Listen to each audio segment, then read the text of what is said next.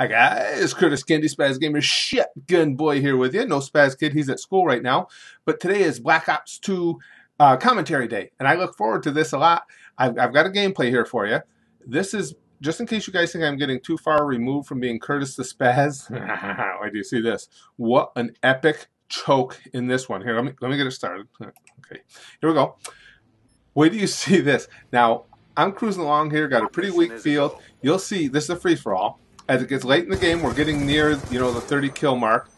As it's getting late, I have as much as a 5 kill lead. Looks like an easy win. Wait till you see how I snatched the feet from the jaws of certain victory. Today's commentary.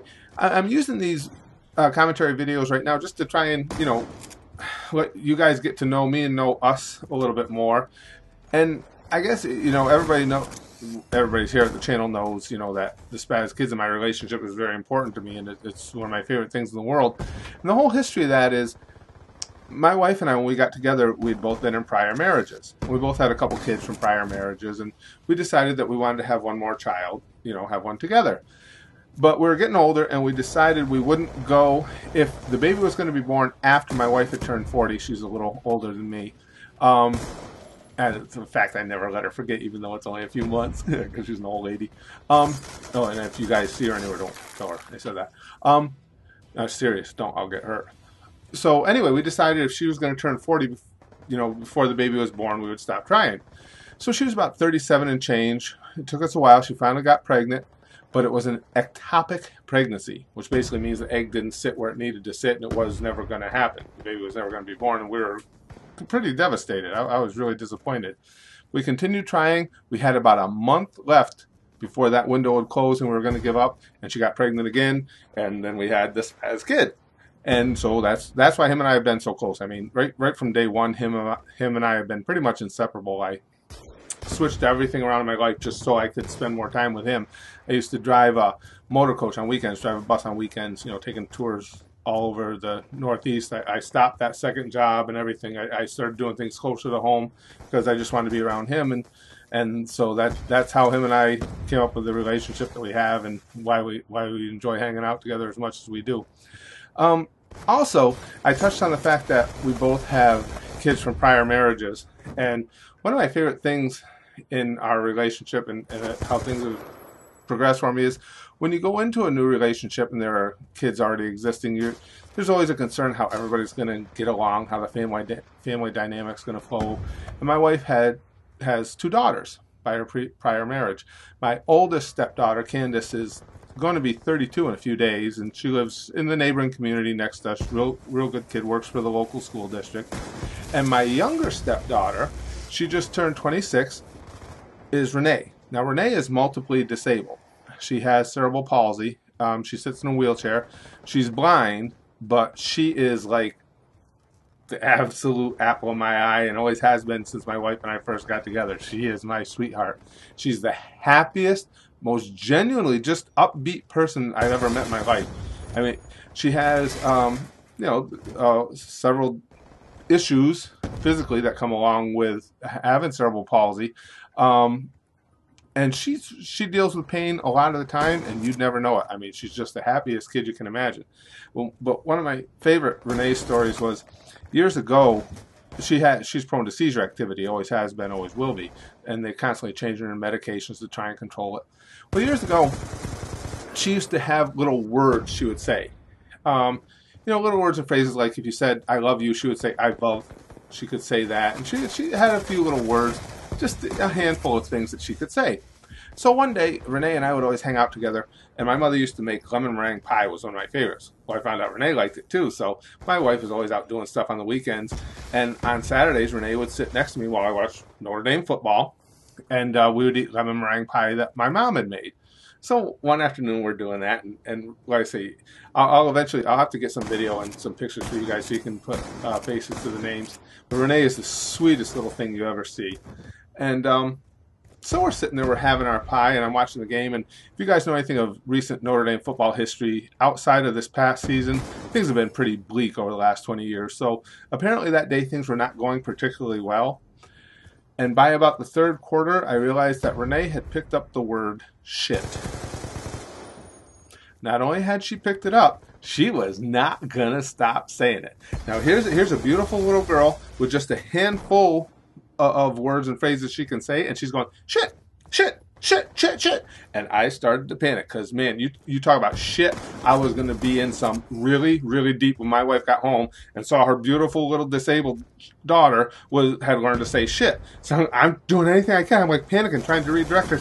No, Nate, that's not the word I said. I said sit. I said spit. I was trying to redirect. Rene loves, I am about the world's worst singer, but she loves any type of music and lyrical sound so much. She even likes my singing. I'm singing to her. We're playing. We're doing all the prompts and different things that I know she likes and she enjoys.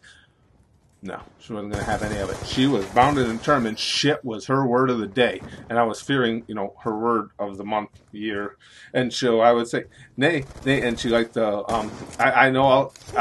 I'm proud to admit, I know all these kids songs because Rene loved the kids songs.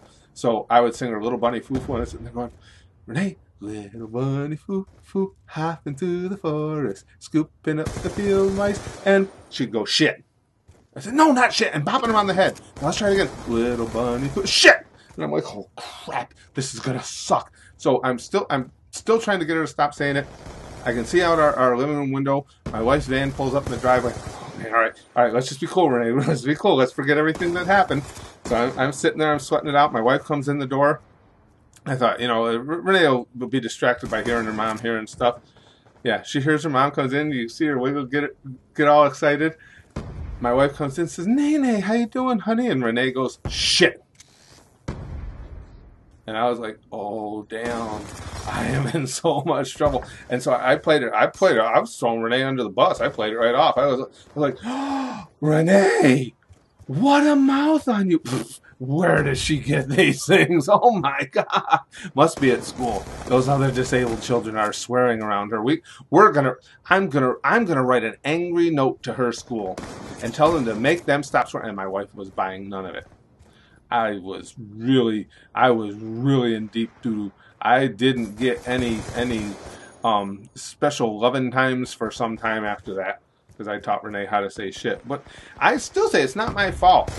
It's not my fault. It's Notre Dame football. It's Ty Willingham's fault. He was the coach at the time, and he turned out, I was excited when they hired him, but he turned out to be a pretty crappy coach, so I blame him. Ty Willingham, in a roundabout way, taught my beautiful little stepdaughter to say shit, and he should be ashamed of himself.